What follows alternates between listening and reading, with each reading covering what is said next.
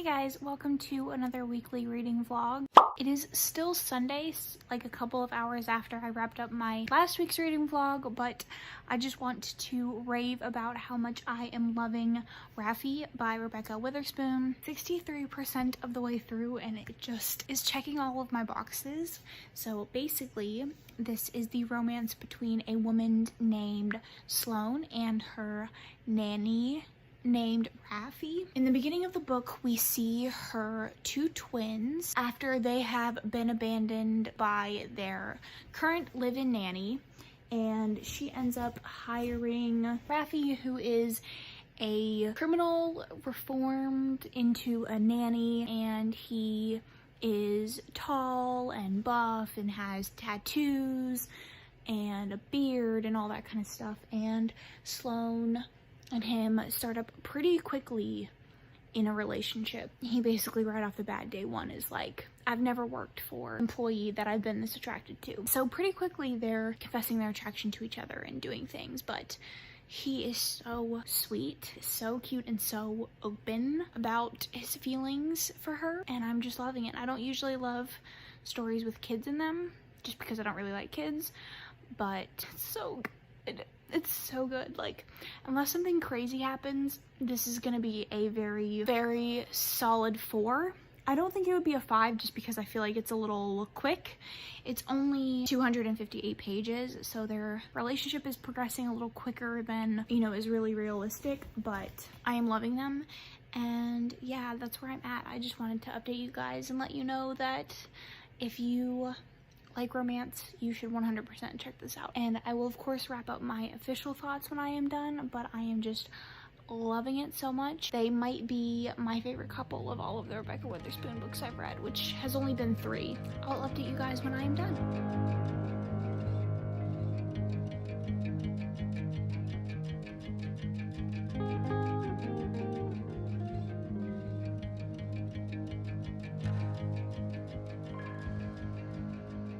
Hey friends, so it is officially Monday, and this morning I woke up to a dead car battery, so I had to work from home. Yay! I also ended up finishing Rafe by Rebecca Witherspoon. Everything that I said last clip still stands. I gave it 4 out of 5 stars. I absolutely loved it.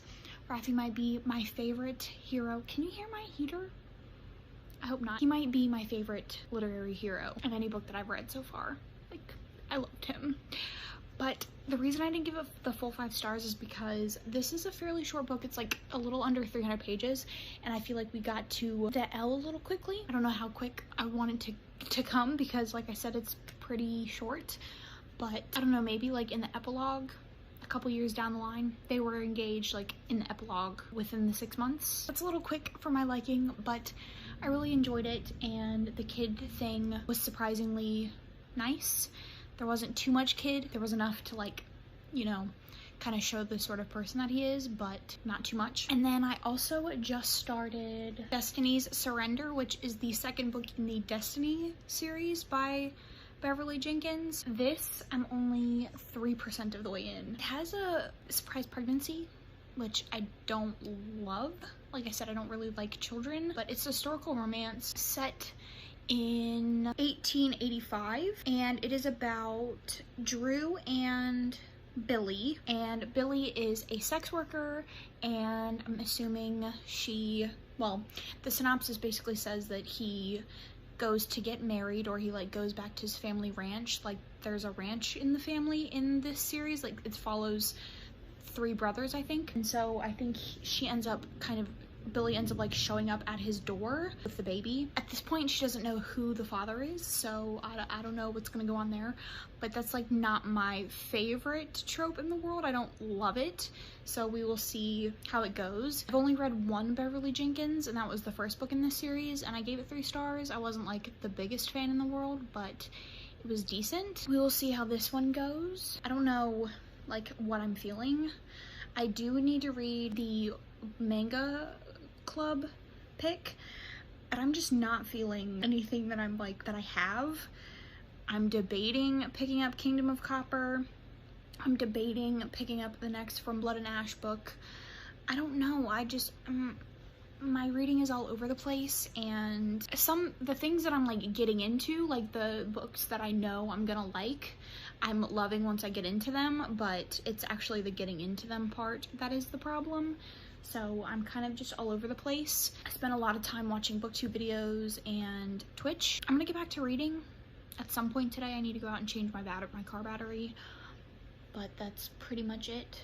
I guess we'll talk later when I'm further into something and actually care enough to have some thoughts. Good morning, guys. It is Tuesday and I am working from home until my car gets fixed. I got 24% of the way through Destiny's Surrender yesterday. I don't remember where I was when I updated you, but we have just gotten to the point where Billy has taken the child to the hero. What is his name?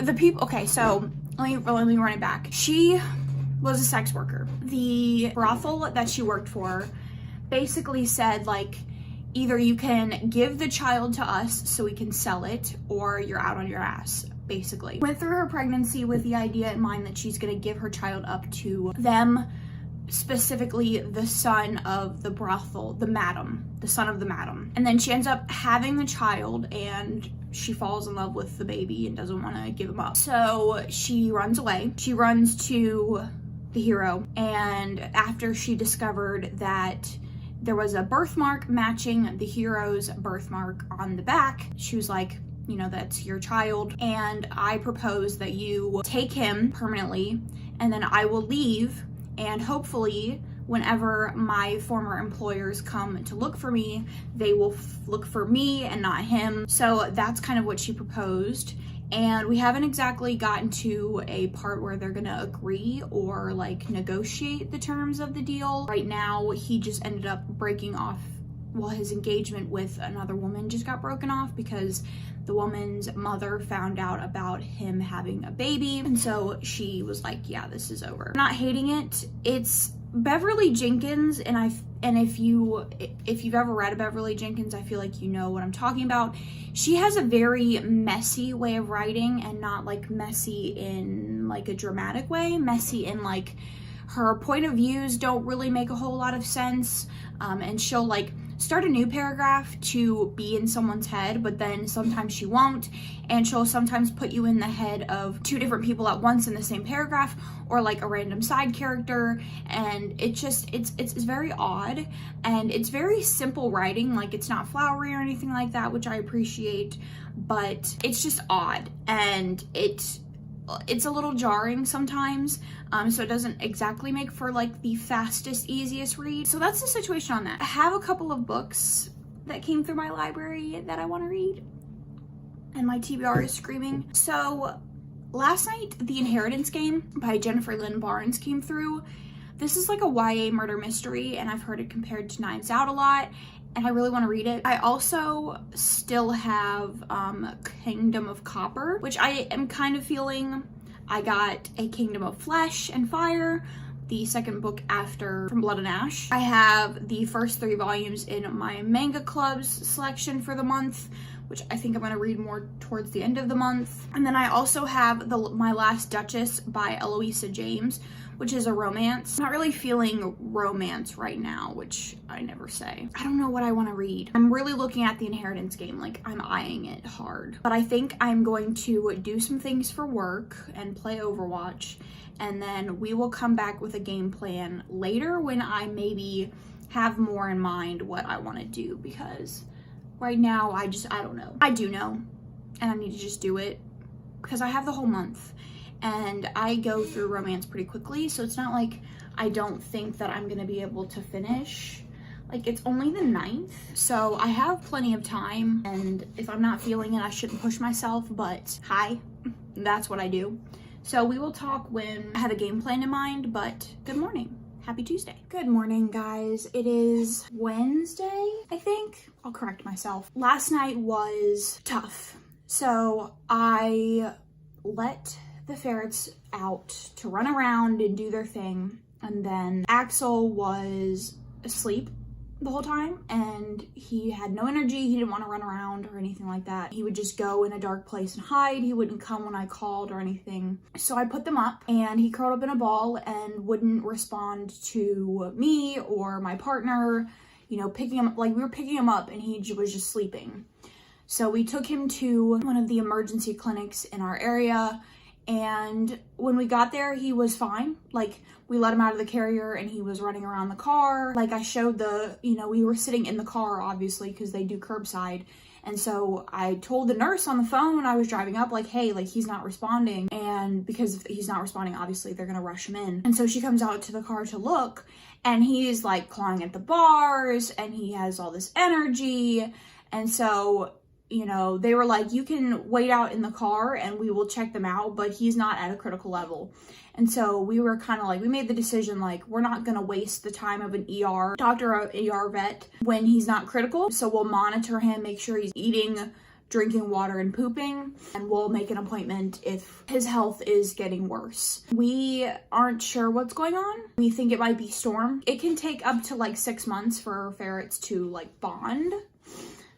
I tried to use quotation marks and it didn't work. I assumed that because that next morning they were sleeping together in the bed, I assumed they were bonded, but I guess not. So, I mean, the options for him are get over it and get over it, really. You know, I'll keep monitoring him and make sure he's doing all of the things that he should be doing. We'll go from there. So it's suffice to say that I didn't read a whole lot. I read once I got in bed, and I started The Inheritance Game by... what is it? Jennifer Lynn Barnes, right? Is that the author? 10% of the way in. It's 32 page. I'm on page 32 and it's 377 pages. She is a high school student who lived with her sister. Her sister's boyfriend comes back into the picture, and she basically says, like, it's either the boyfriend or me, and the sister chooses the boyfriend. So she goes and lives in her car, and then she gets called to the principal's office one day, and there is a stranger there basically saying, my very rich billionaire grandfather has written you into the will. You have to come to his estate for the will reading, and we'll figure out, you know, what's going on. She just got to the house or the estate, so I'm not quite sure like what the game itself is, but I wasn't really feeling reading romance, so I just wanted kind of something fun, and I'll probably continue reading this throughout the day. But those are my reading / life updates. So happy Wednesday. I hope y'all's week has gone a little bit better than mine. It just feels like everything is just going wrong. First, our floor got flooded last week, and then my car, now Axel. That's how life is. So we will talk later when I have something to say. I never know how to end these clips, so bye.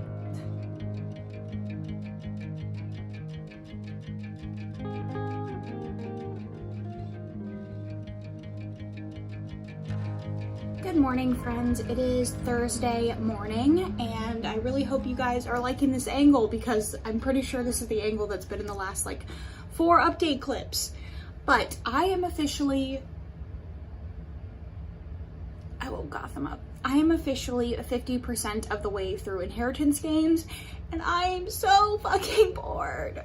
Ugh.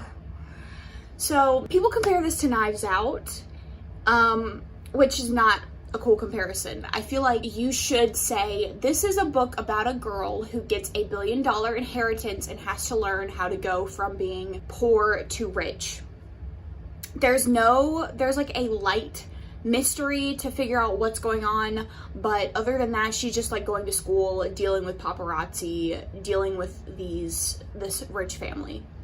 That's the extent, like trying to figure out what to do with her money and how to spend it and all that kind of stuff. And she's lightly trying to figure out all of these clues and the mystery behind why she got the money and all that kind of stuff. So any of the like high action, fast pacedness that you might be looking for in the plot of this, just skip, because none of that is happening in this book. Something that I didn't appreciate was that the author was setting up a romance between 2 of the brothers, before we even knew that they weren't related to the main character.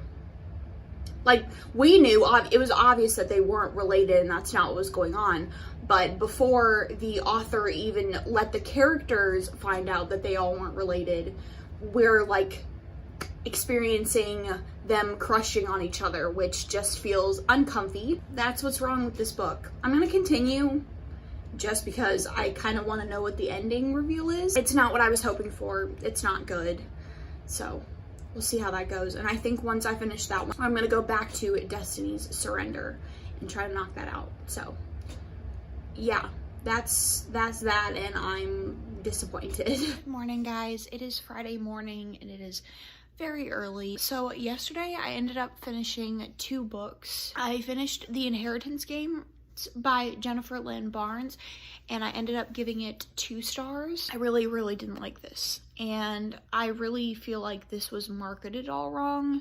This really should have been described as a rags to riches story with a very light mystery and a really shitty love triangle. It is not in any way like Knives Out. It is not a strong mystery. There is not murder and intrigue and all of that going on to keep you interested in the story. It's just boring. The love triangle is weird. She set up relationships before they even knew if they were not related or not. So just a lot of weird stuff going on and just not very good. The ending was a very obvious setup for a second one, which is annoying. So that's the deal on that, 2 stars. And then I finished Destiny's Surrender, which was the historical romance, and I gave it 3 stars, same rating that I gave Destiny's Embrace. I love these covers, by the way. They're all stunning. This one was just fine. The one complaint that I had about the first one was that they got to the love part a little quickly, but because there was already like the pre-established relationship here, I could believe it, I could excuse it. But it just was really rushed, and I'm finding that with the suspense-y tie-ins that don't really play a part except at the very end, I'm not really digging them. The villain is the guy that wanted to sell their son. I just didn't really like him. Like, I really just felt like he was, I don't know, like, this is a short book, so it really just felt like he was a cartoon villain. I just didn't really care. That's kind of how I felt about that. I just didn't really care. And I had similar feelings with Destiny's Embrace. I have heard that this is not Beverly Jenkins' like best series. She has like way better ones. So I think when I go to try her again, I'll look up some recommendations for like her best. Let me go get my Kindle and we will talk about what I'm going to start next. This is a new background for you guys because I rearranged my living room furniture yesterday. Last night, I got on page 1 of Let Me Love You, which is the first book in the McLean Brothers series by Alexandria House. It has a 4.59 rating, which is fantastic. So it says, trying to put past hurts behind you is hard when your ex is a fool, but Jo Walker is moving forward with her life, pursuing a career, raising her little girl, and trying to live in peace. She believes she has all the bases covered in her world, but what about her heart?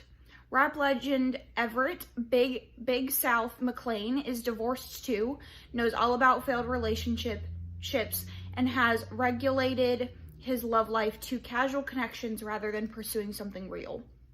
That is, until he lays eyes on Jo. She's exactly what he never knew he needed, and he's what's been missing from her world. Will she accept what he has to offer and let him love her? And it is 322 pages. This is Ashley from Bookish Realms' second favorite. I think she has found a new favorite since she finished the series. I am excited to read it. In my TBR for the month, I haven't started any of my buddy reads, so I need to get up with my people and figure out when they want to start that. Okay, so these are the books that I picked for this readathon.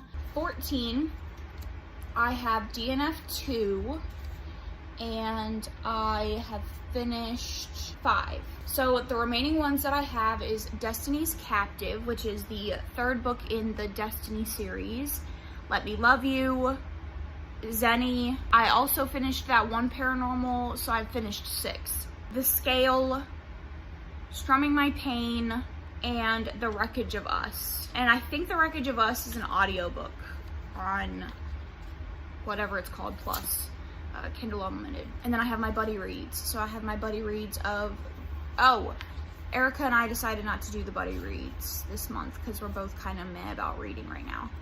But I do have the manga pick for the month, which I don't know what is up with like reading manga on, I don't know what's going on with my brain right now.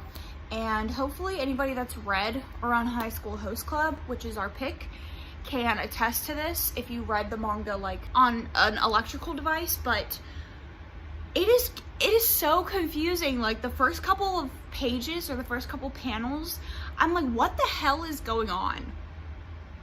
I'm so confused about what's going on. The setup of the story, I don't like, I get the setup, like I get it, I understand it, it's not hard to understand, but actually reading it is so confusing. Like I'm just so lost. Every time I pick it up and try to read it, I'm like, what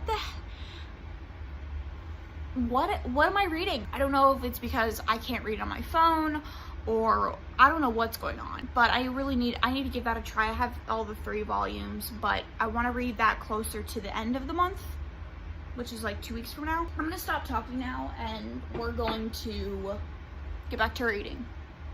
So, bye. Hey guys, so it is later on Friday. It's like before noon. But I ended up DNFing Let Me Love You by Alexandria House. I got like 40% of the way through. I tried the audiobook, I tried to read it physically, and I was just not having a good time. The writing is a lot of telling and not showing. We get like a lot of like cutesy conversations, but nothing that like makes me think they should be together. The writing is not something that I really jive with. Hello? Hi. Yes? I'm just gonna move on to something else. I literally just went over my TBR with y'all and I don't remember anything of what I said. So I could read The Scale, I could read Zenny, I could read Destiny's Captive. So let's look at The Scale. Okay, so this says 27-year-old African-American Minka Green has to endure watching her twin sister marry the man she loves. Her weight is up and her confidence is down. Not exactly the ideal time to meet the real man of her dreams. The Scale opens in Martha's Vineyard with Minka attending Keely and Blake's engagement party at Martha's Way, the beautiful inn owned and operated by the tall blonde tattooed man with piercing blue eyes. It just so happens Jason Montgomery is also Blake's childhood friend and best man. Dealing with a whirlwind of emotions, Minka faints in Jason's arms. When she wakes up naked in Jason's bed after a night of passion, the vineyard-confirmed bachelor, struggling with his own demons, and the woman filled with self-doubt and pining for another man are joined in an experience that will change their lives. It's 288 pages, and it has a 4.13 rating. I think I'm gonna try that and see how that goes. That sounds good. But yeah, so that's the deal on that. I kind of already know what I want to read, which is bad because it's not on my TBR for the month, but I only have like 6 books left on my TBR and I have a whole 2 weeks. But I really want to read the next From Blood and Ash book. But we're going to try The Scale. And oh, the heroine is curvy. It's hailing outside and it's like beating against the windows and it sounds like not good. The main character is curvy. The heroine is curvy. We're gonna give this a shot. And I think if this is a fail, then I'm just gonna give up on my TBR for now and read what I really want to read, because I think if this doesn't work, it's gonna be a sign that maybe I need to just stop pushing myself. So we're gonna talk when I am into the book and know what's up.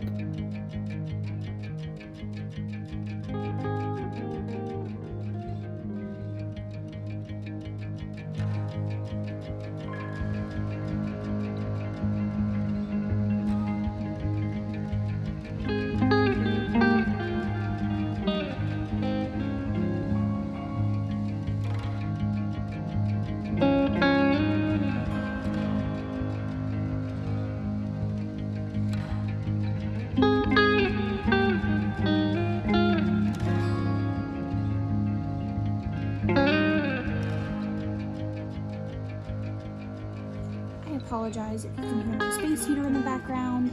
The new addition that was built onto the house has dodgy ductwork. You don't care. Hi, I finished the scale. And I gave it 2 stars. Okay, yep, we're falling.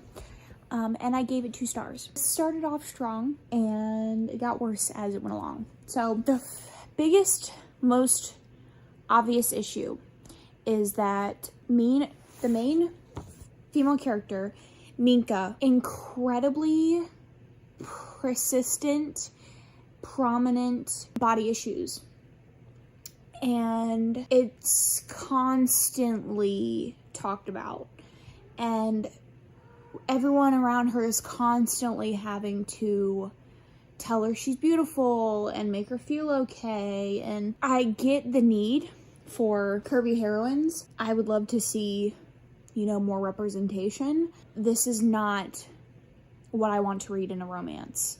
As someone that has struggled with my body image my entire life, someone that struggles with it daily, it was incredibly grueling and daunting to constantly hear about how skinny and pretty everybody else is, and how she has extra weight on her hips, and how she can't wear a bathing suit, and just constantly hating on herself. And just it was so draining to read about. And that was just one of the many issues that I had with this. This is about Minka and Jason. This is an interracial relationship, and it's set at Martha's Vineyard in the United States. I don't know where exactly it is. Okay, so Minka is at Martha's Vineyard for her twin sister's wedding, but her twin sister is marrying the man that she's had a crush on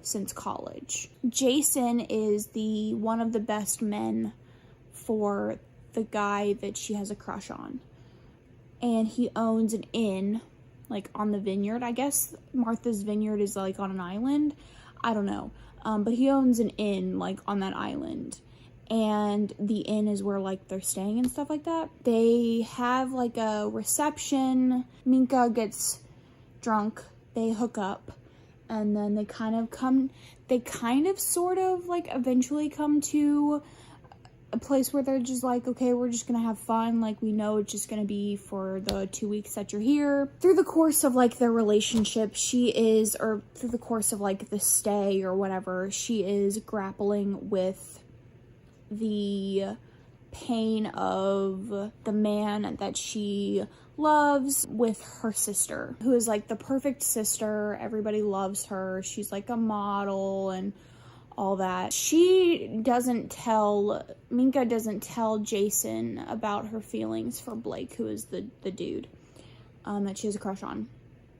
Which is fair enough, like it's not really any of his business. But as things start to progress, obviously that's going to be an issue. The book revolves around 3 things: her having body image issues, her agonizing over Blake, and her agonizing over the fact that she's not Jason's typical type, and that he's a womanizer, and that he goes for girls that don't look like her. That's kind of like the whole book, and it's incredibly irritating. She's never like happy with anything. Like, she's never not insecure, and I get it, like, I've been there, we've all been there, we all might still be there, you know, so it's hard to separate that part, but that's not something that I want to read about. Like, towards the end, when they're getting a little bit more serious, I'm gonna do a spoiler part of this, because in case for some reason you want to read this, towards the end, when they are getting more serious, Jason notices that Minka has an attraction to Blake. And so he's like jealous or whatever, and so he gets like angry at Blake and angry at her. But anytime she notices that he noticed, and then she goes to talk to him about it, and he's like no, and then they have sex, and then she notices again, and then the same thing happens again, and then she notices again after he has a tiff with Blake on the basketball court, and again nothing happens. So the conflict of the story is so out of character, okay? So we've been getting her like slowly feeling like the feelings that she had for Blake weren't real and they were just like infatuation, and she kind of knew it was kind of like an infatuation with someone that you knew you would never get, because that's like the safe option. You know that this is never going to work out, so it feels safe and you don't have to put yourself out there because you know that person's never going to like you back, kind of thing. And it's the day of the wedding, and she finds Blake in an empty room and basically kisses him goodbye. The day of the wedding, and the sister and Jason walk in. And this just felt so out of character for me, because we never got in her head that she was going to do this. And she's never, throughout the whole book, indicated that she had any interest in doing this. And it just felt so left field and felt like the dumbest conflict ever. And so then Jason's like, I'm mad that you did this, like that wasn't cool, but I think that you need to learn how to love yourself before anything happens. Okay, so back up. One of the scenes where she recognizes that he knew about her feelings for Blake, they have unprotected sex. He finishes inside of her, and they have a conversation where it's basically like, what are we gonna do about this? She's like, I'm good with it. He's like, I'm good with it too. And then they do it again.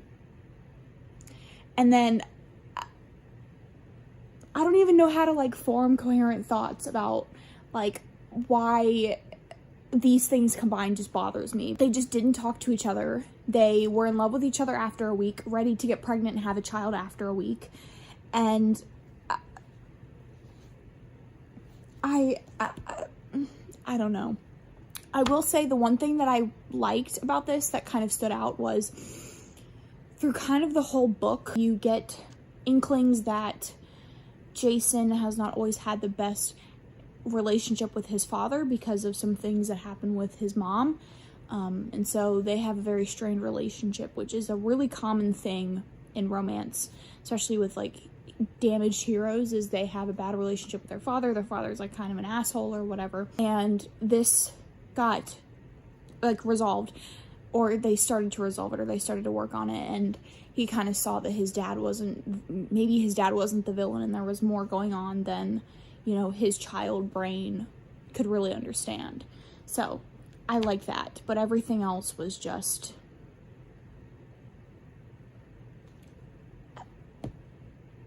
a mess. I think I need a break. I think I need to pick up something that I know I'm gonna like, because I kind of just added books to this TBR to fit the prompts, and I didn't really go in knowing that I was gonna like everything that I added, which is just not good, because then you end up with a list of books that you don't like, and then that's just not good. And then the whole thing just goes kind of crappy. So I think I'm going to take a break from my TBR, and I'm between reading A Kingdom of Flesh and Fire by Jennifer L. Armentrout, which is the second book in the Blood and Ash series, I think is what it's called, which I have a strong feeling I'm gonna like. Honestly, I'm kind of thinking about reading this book called Hate by Tate James. Okay, so all I know is this is about a girl named Madison Kate, and it's like real messy, and it's like really Wattpad fanfic trope-filled mess. It's like a reverse harem, and I think it might be a great time. So I'm thinking that might be it. 327 pages. Let me read you the synopsis. Madison Kate Danvers was murdered tonight. Those words changed my life, but not for the better. They were wrong, of course. I wasn't dead, but I was set up. After being charged with a string of offenses and made an example of by my politically minded father, I'm eventually released back into the Shadow Grove with one thing on my mind: hate. Someone is going to pay for derailing my carefully laid out future. Someone is going to catch the full force of my hate. How very convenient that someone just moved in to the bedroom down the hall from me. Archer Diath and his boys messed with the wrong chick, and they're about to learn just how cold Madison Kate's hate can run. I'm pretty excited. This has some like good reviews. It has 4.38 of 8,000 ratings. So there's 4 books in the series. I am feeling like this is the one. We're gonna see, because Of Flesh and Fire is 637 pages. Oh my Lanta. I think I'm gonna read that and do a separate reading vlog just for that, because I think that's gonna be a good one. But yeah, I'm thinking hate is gonna be it, because it just feels very dramatic and like a whole lot of fun. We will talk when I've read something. All the outros for all of my little vlog clips are gonna be exactly the same, so I hope you enjoy hearing that sentence out of my mouth. Okay, bye. Hey guys, so it is Sunday and I'm going to wrap up this vlog here just because I'm about to start another vlog dedicated to Kingdom of Flesh and Fire. So we will talk about Hate by Tate James, which is what I finished yesterday. I ended up giving this 3 out of 5 stars. This is definitely reminiscent of like Wattpad and fan fiction and just very filled with tropes and just fun stuff. So this is basically about Madison Kate, or MK, which they call her Madison Kate. It's just a stupid fucking name. In the beginning of the book, goes to a like fight night, an underground fight night with her friend Bree, and a shootout happens, and when she's trying to get away, she gets caught by this guy that she knows, and he's like chasing her through the carnival where the underground fight is being held. And she ends up getting away and saved by these 3 guys who kind of distract the guy that's chasing her and get him to go away. And then they take her away and they're like, wait here, a ride's gonna come for you. And then she ends up getting arrested, and she has the key to the amusement park in the jacket that one of the guys that saved her gave her, like put on her shoulders. And so she basically, they're like, you have the key to the amusement park, you're gonna get arrested. There was also a girl that ended up being killed on the grounds, so not only is she in trouble for B&E, but possible murder. She ends up getting off, like they have no evidence against her, so she spends like 3 months in jail or something like that. And then she gets sent to Cambodia by her dad as like a PR stunt, basically to further his like political career. He wants to reform the town, and he thinks that like, hey, I'll reform even my daughter, like I'll hold even my daughter accountable kind of thing. It'll like boost him up. And so she comes back from Cambodia, and she is now like, she has to go back to her dad's house because all of the colleges and stuff that had accepted her prior to the arrest have now dropped her, and so her only option is to go to this college that her dad has started in this town. And she is living with Cody, Steele, and Archer. Archer ends up being the boxer or the MMA fighter that she went to go see in the underground fight. And he's also the brother of Zane, who is the guy that MK thinks hit her mom when she was a kid. Archer is like the stereotypical like bully alpha male that you see in most like new adult romances, just like very possessive, aggressive, that whole thing. And he is trying to become like a UFC fighter. And then she also has Steele. He's kind of like the soft boy, but hard on the outside kind of deal. And he is the original one that she has a thing with, like the first one that she has a thing with. His whole family history is not really fully explained, like what that is. All we know is that he was supposed to be like this concert pianist. And then she's also living with Cody, who was the one that gave her the coat, and he is kind of like the playboy, and he's a big flirt, and he is more of like the fun-loving sort of guy. Has to live with them while harboring kind of like this hate for them because she feels like they're part of the reason that her life has now fallen apart because she feels like they framed her, they gave her the jacket with the key in it, and then they dropped her off and called the cops. So she's having to live with them. And throughout the book, you're seeing like pretty immature pranks. So the theme that you see running through the book is like, I'm gonna get revenge, I'm gonna ruin them. And it's just immature pranks like putting food dye in their shampoo and kind of stuff like that. That's kind of the progression of the book, is her living with them and like pulling pranks on them. At the same time, she has kind of like this stalker that pops up, like I would say 40 to 50% of the way through the book. So she doesn't really know who that is, and they're like leaving creepy things for her. They're leaving notes, photographs of her like in intimate situations, and dolls. So like, for example, one night she runs out of the house, like she has an argument with Archer, who's the UFC fighter. She runs out into the rain. And so later she gets a doll of her with their pink hair, like that you see on the cover. And the doll is covered in rain, and there's like a puddle around the doll.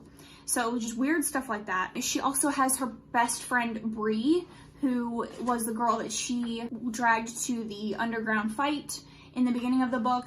And Bree was unable to testify for her because Bree was a minor, so, you know, that whole thing.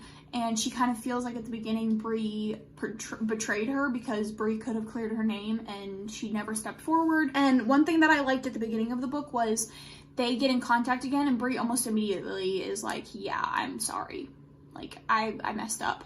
And so that was nice. There wasn't like a whole lot of girl hate. And even like the jealousy scenes, it was always like, I don't want to say respectful, but not horrible. This overall was just a whole lot of fun. And it was also very self-aware.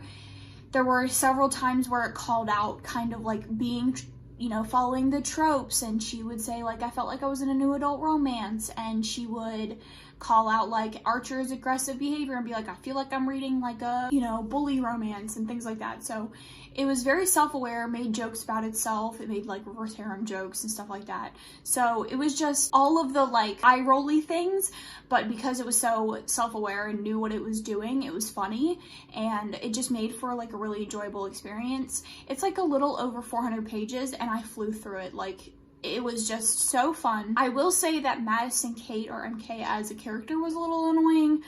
I don't know what exactly I would have wanted from her character, but the entire time she walks the line of like being angry and being bratty. And so that's kind of like her character with all of them, is like bratty. And yeah, she just like spends the whole time angry at them rather than having a conversation with them about what happened. But they're also getting a little bit of like the mob side of things, because there are two different gangs that kind of run this town, the Reapers and the Wraiths, and the guys are part of one of them. I think it's the Reapers. She also has a friend that's part of the other gang, and yeah, so you're kind of seeing a little bit of that, and it's just all together a like hodgepodge of a bunch of different tropes and a bunch of like, you know, of those like dark romance like books and themes and things that you say, with like just enough humor and all of that like thrown in that it's just really enjoyable. So 3 out of 5 stars for that. And that is going to be it for what I read this week. I hope you enjoyed this video. I know it's kind of a longer one. I've been able to cut my vlogs back, but because I was working from home all week, I wasn't getting distracted by other things. But comment down below your thoughts on any of the books that I read. Let me know if you want to pick any of these books up. I would love to know. Other than that, I will catch you guys in my next video. Thanks so much.